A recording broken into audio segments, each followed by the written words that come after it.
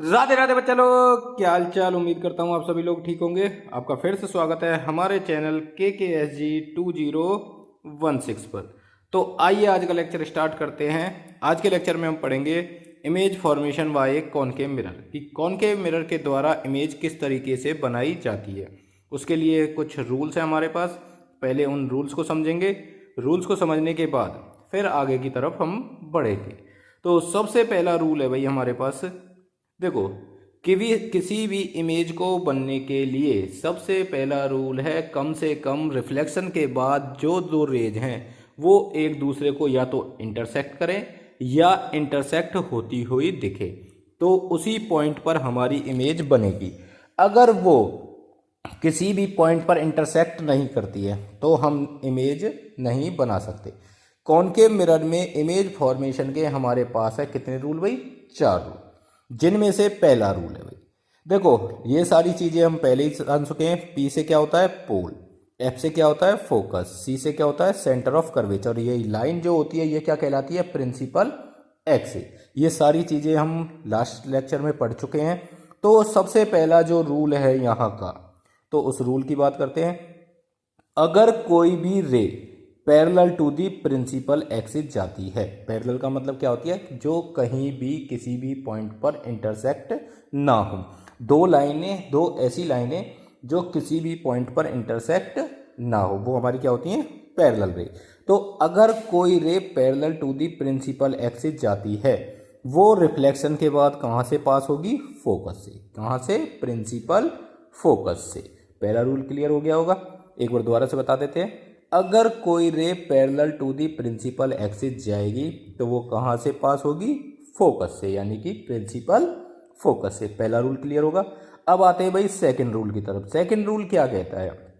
अगर कोई incident ray, अगर कोई इंसिडेंट रे कहाँ से? सेंटर ऑफ कर्वेचर से पास होती है और मिरर पर जाकर पड़ेगी, उसके बाद वो रिफ्लेक्ट उसी सेम पाथ पर हो जाएगी, यानी कि रिट्रेस उसी सेम पाथ पर रिट्रेस हो जाएगी। जैसे आई थी उसी तरीके से वो वापस चली जाएगी। तो ये था हमारा दूसरा लॉ।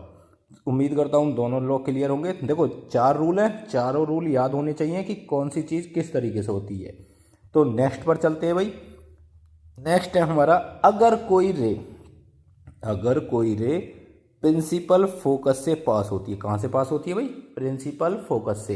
तो वो हमारी parallel to the principal axis जाएगी। अगर कोई रे प्रिंसिपल फोकस से आती है तो वो कैसे जाएगी? Parallel to the principal axis जाएगी।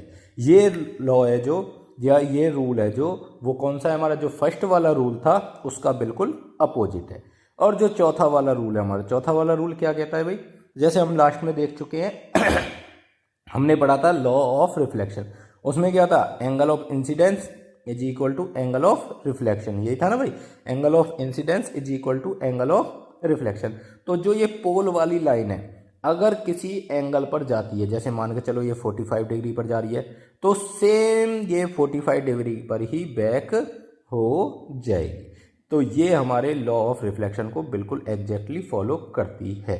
ठीक है, जिस एंगल पर ये आएगी उसी एंगल पर नीचे की तरफ ये वापस चली जाएगी। ठीक है, तो ये था हमारा क्या भाई?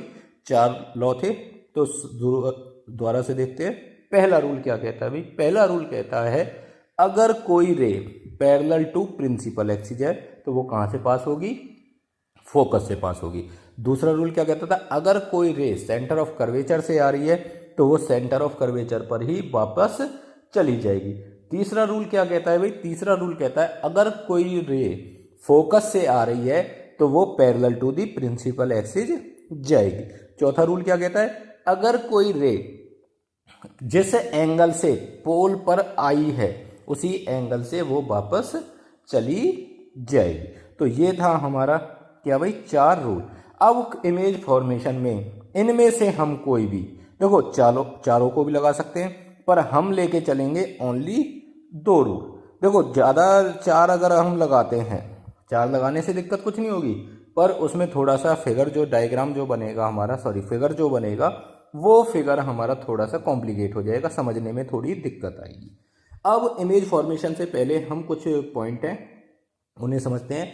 अब ऑब्जेक्ट को कॉनकेव मिरर के सामने हम किस किस पोजीशन पर रख सकते हैं, उसी पोजीशन के अकॉर्डिंग उसकी जो इमेज फॉर्म होगी वो वर्चुअल होगी, वर्चुअल होगी या फिर रियल होगी या इरेक्ट होगी या इन्वर्टेड होगी, वो सारी चीज़ें उसी पॉइंट पर डिपेंड करेंगी। देखो जैसा कि हमने आपको बताया था, ये हमारा क्या होता है पोल, ये हमारा क्या होता है फोकस, ये हमारा क्या होता है सेंटर ऑफ कर्वेचर। तो यहाँ से हमें दिख रही हैं 3 पोजीशन। अब इन 3 पोजीशन को दोबारा से देखते हैं। देखो भाई, सबसे पहली पोजीशन हम मान के चलते हैं ये वाली, ये हमारी फर्स्ट पोजीशन। एट फोकस ये हमारी second position, between C and F ये थर्ड पोजीशन, एट सी ये हमारी फोर्थ पोजीशन, बियॉन्ड सी यानी सेंटर ऑफ कर्वेचर से थोड़ा सा पीछे ये हमारी फिफ्थ पोजीशन, और इन्फिनिटी वाली हमारी सिक्स्थ पोजीशन। ठीक है, तो हमारे पास टोटल कितनी पोजीशन होती है, 6 पोजीशन होती हैं। First, second, third, fourth, fifth और सिक्स्थ, ये 6 पोजीशन है हमारी। इन्हीं 6 पोजीशन पर हम ऑब्जेक्ट्स को रख सकते हैं कॉनकेव मिरर के सामने, चाहे वो कैसे भी हो, कोई भी ऑब्जेक्ट हो, कैसा भी ऑब्जेक्ट हो। तो इन 6 पोजीशन के अलावा कॉनकेव मिरर के सामने कोई भी ऐसी पोजीशन नहीं है जहां पर हम ऑब्जेक्ट को रख सकते हैं। ये 6 पोजीशन हमारी फिक्स है। तो एक बार दोबारा से देखेंगे, जैसा कि हमने लिखा हुआ है, पहली पोजीशन कौन सी है, बिटवीन पोल एंड फोकस, तो कौन सी वाली हो गई, ये वाली पोजीशन हो गई। दूसरी पोजीशन क्या है, एट द फोकस, कौन सी हो गई, ये वाली पोजीशन हो गई। तीसरी क्या है, between the focus and centre of curvature, यानी कि कौन सी पोजीशन, ये वाली पोजीशन हो गई। At the centre of curvature, तो कौन सी पोजीशन हो गई, ये वाली पोजीशन हो गई। Beyond the centre of curvature, कौन सी हो गई भाई, ये वाली पोजीशन हो गई। एट इन्फिनिटी, कौन सी हो जाएगी, ये वाली पोजीशन हो गई। उम्मीद करता हूँ ये 6 की 6 पोजीशन आपको समझ में आ गई होंगी। ये माइंड में फिक्स रखनी है भाई, और लाइन से उसी तरीके से रखनी है जैसे बताई जा रही है। ठीक है, तो आगे चलेंगे। तो अब इनकी देखते हैं कि इन 6 पोजीशंस पर इमेज किस तरीके से बनती है। देखो थोड़ा सा लेक्चर लंबा हो जाता, तो इस वजह से हमने इसे थोड़ा शॉर्ट में लिखा हुआ है। तो देखो सबसे पहले अगर कोई ऑब्जेक्ट इन्फिनिटी पे है, सबसे पहले कहाँ है भाई, इन्फिनिटी पे, उसकी वाली फिगर है हमारा ये। देखो पहली ray parallel to the principal axis गई, ये वाली रे गई, कहाँ से पास हुई, फोकस से पास हुई। दूसरी ray parallel to the principal axis कहाँ गई, parallel to the principal axis, कहाँ मीट करी, फोकस पे। तो जिस पॉइंट पर ये मीट करे वही हमारी क्या बनेगी, इमेज बनेगी। कहाँ बनेगी, एट एफ, फोकस पर बनेगी। कैसी बनेगी, देखो यहाँ कितना बड़ा ऑब्जेक्ट, यहाँ एक पॉइंट साइज ऑब्जेक्ट इमेज मिली, तो क्या होगी, हाईली डिमनेस होगी।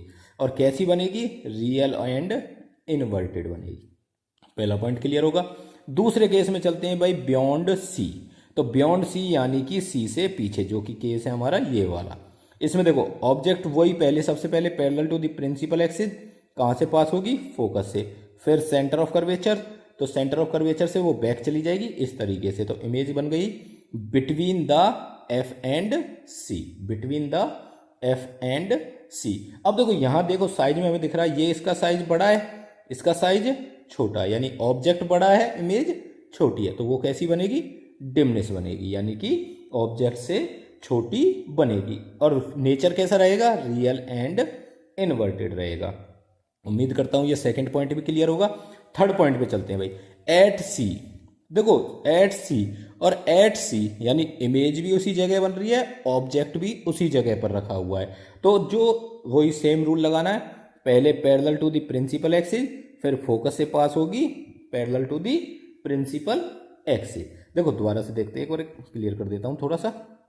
अब कैसे होगा भाई, पहली ray parallel to the principal axis कहाँ से पास होगी, फोकस से। दूसरी रे फोकस से जाएगी, कहाँ से पास होगी, parallel to the principal axis. इस पॉइंट पर मीट करी।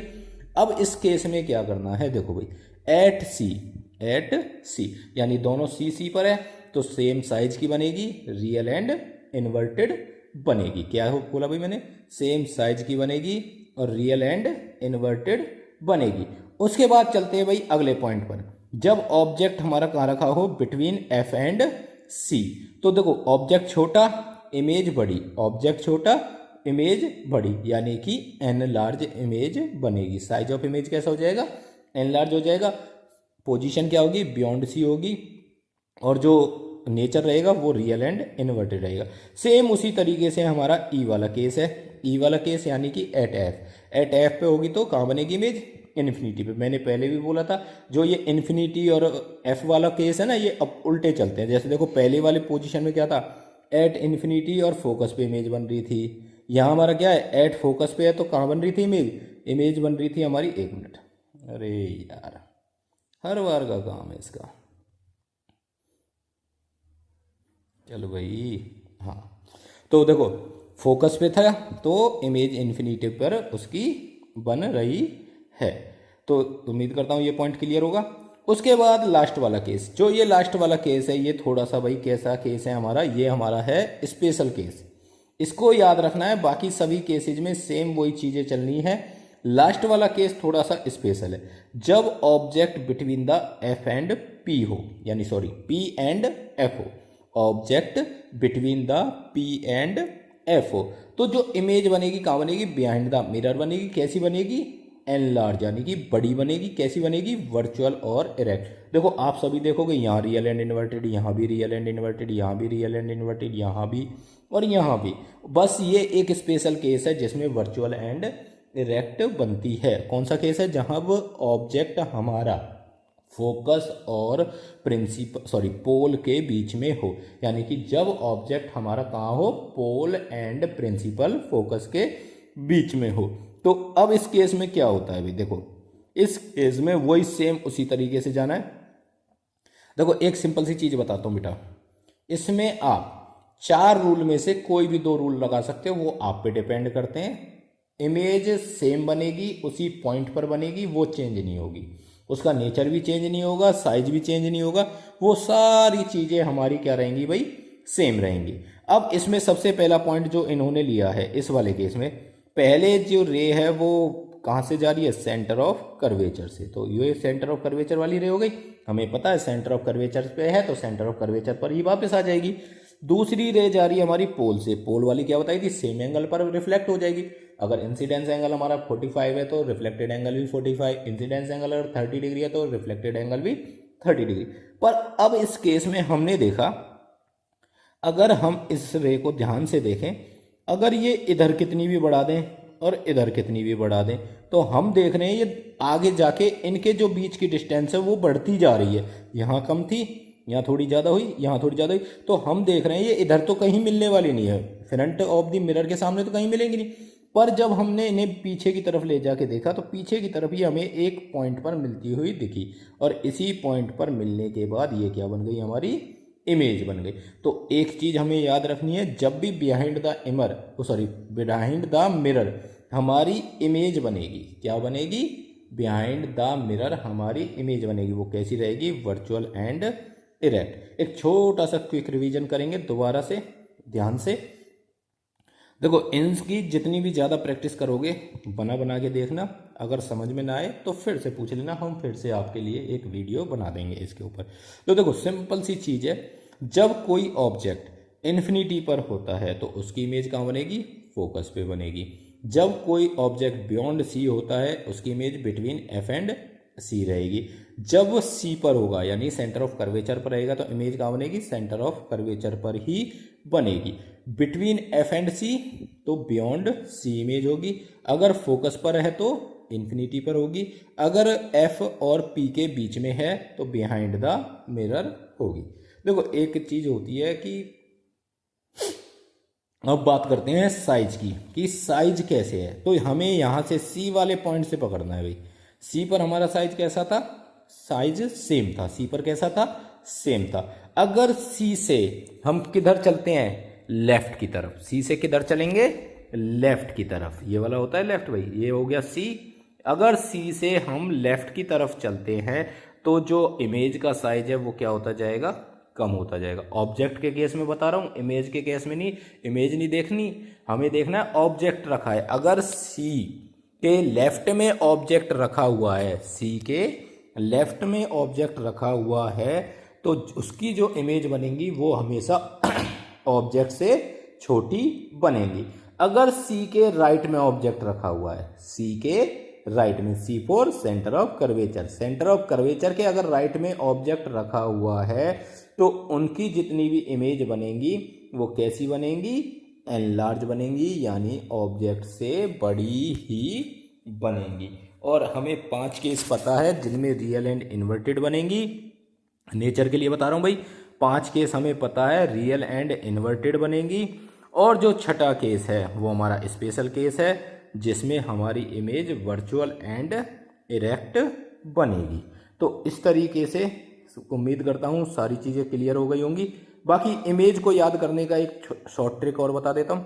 जैसे मान के चलो ये हमारा कॉनकेव मिरर था भाई, ठीक है। अब ये हमारा प्रिंसिपल एक्सिस था, ये हमारा पोल था, ये हमारा सेंटर ऑफ फोकस था, ये हमारा सेंटर ऑफ कर्वेचर था।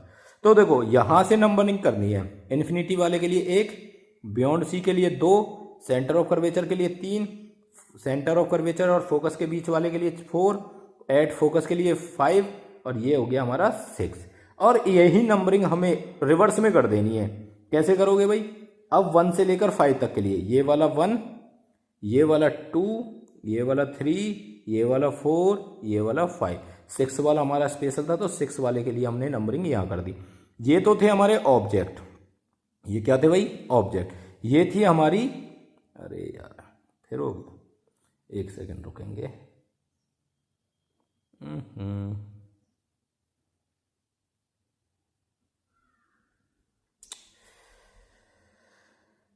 वही आजा, अरे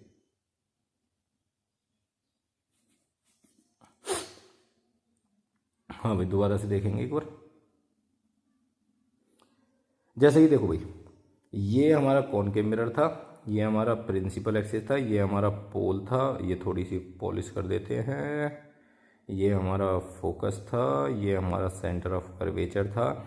यहाँ से नंबरिंग दी थी हमने 1 2 3 4 5 6, 6 वाले की इमेज बनेगी इधर।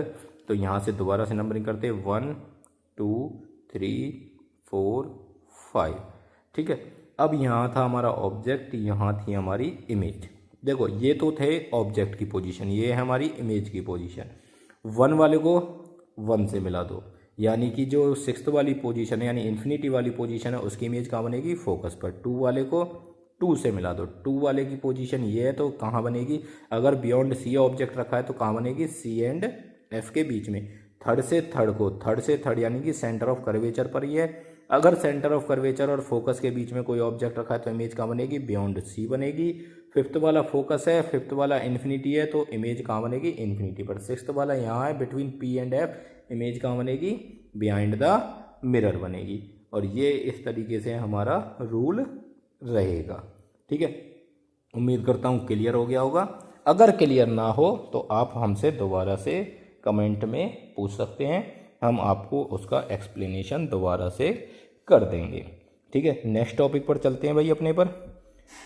तो uses of concave mirror, concave mirror के यूज किस तरीके से होते हैं भाई। सबसे पहला है जो कॉनकेव मिरर का यूज है एज अ सेविंग मिरर और मेकअप मिरर। जो हम अपने घर में यूज करते हैं वो मिरर तो होता है हमारा प्लेन मिरर, पर जो हम यूज देखते हैं कहाँ भाई, सेविंग मिरर और मेकअप मिरर। जो यानी कि ये वो होता है ना, क्या बोलते हैं उसे, लेडीज़ जहाँ पर मेकअप करा के आती हैं ब्यूटी पार्लर, वहाँ जो मिरर यूज होता है वो हमारा मेकअप मिरर होता है। और जहाँ जेंट्स सेविंग वगैरह कराने जाते हैं बार्बर शॉप पे, वहाँ भी जो मिरर यूज होता है वो हमारा कौन सा होता है, कॉनकेव मिरर यूज होता है। अब उसमें जो इंसान को बैठाया जाता है या लेडीज़ को या जेंट्स को बैठाया जाता है वो कहाँ बैठाया जाता है, बिटवीन एफ एंड पी। उसके बाद आता है जो डेंटिस्ट यूज करते हैं दांतों को देखने के लिए पेशेंट्स के, जैसे कि ये फिगर में दिखाया हुआ है, ये कौन सा होता है हमारा, कॉनकेव मिरर। इसमें ऑब्जेक्ट की पोजीशन कहाँ होती है, फोकस पे होती है। सेम हमारे रिफ्लेक्टर्स होते हैं टॉर्च वगैरह के, उसमें जो यूज होता है वो कौन सा होता है भाई, वो भी हमारा कॉनकेव मिरर होता है। ऑब्जेक्ट कहाँ पर होता है, फोकस पर होता है। डॉक्टर के सर पर लगा हुआ था, कई बार देखा होगा डॉक्टर सर पे लगा के रहते हैं कुछ चीज़ों को देखने के लिए। ऑपरेशन थिएटर में जब ऑपरेशन करते हैं तो वो भी हमारा हेड मिरर जो होता है वो भी कौन सा होता है, कॉनकेव मिरर होता है। Large concave mirror are used to solar energy. तो जो सोलर एनर्जी को को क्या बोलेंगे, सनलाइट को एक जगह पर फोकस कराने के लिए यूज किया जाता है, वो भी हमारा क्या होता है, कॉनकेव मिरर होता है। और इस लाइट का यूज कहाँ किया जाता है, सोलर फर्नेस में किया जाता है। तो इस तरीके से आज का लेक्चर हमारा यहीं ख़त्म होता है। अब थोड़ा सा एक मोटिवेशन थॉट है तुम आप सभी के लिए, तो उसमें क्या है, तो success is a journey not a destination. तो सक्सेस एक यात्रा है जो चलती रहनी चाहिए। अब अगर हमें सक्सेस मिल जाती है तो हमें रुकना नहीं चाहिए। उम्मीद करता हूँ आपको लेक्चर पसंद आए। अगर कोई भी लेक्चर में कमी दिखे तो हमें कमेंट करें, हम उसको अगले लेक्चर्स में क्लियर करने की कोशिश करेंगे। अगर वीडियो पसंद आए तो लाइक करें, शेयर करें और चैनल को सब्सक्राइब करें। और आगे के लिए हमसे जुड़े रहें हमारे चैनल KKHG 2016 पर। तो इसके लिए धन्यवाद।